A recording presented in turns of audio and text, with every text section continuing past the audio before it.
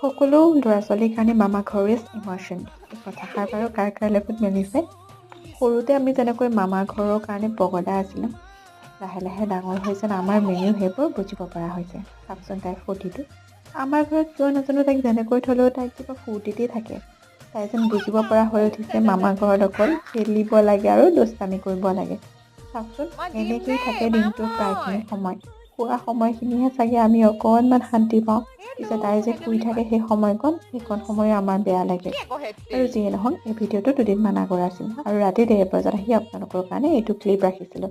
আৰু এই ভিডিঅ'টোত আপোনালোকে যথেষ্ট মৰম দিছে আমাৰ গাঁৱৰ ৰাসৰ ভিডিঅ'। আৰু চাওকচোন নেক্সটখিনি।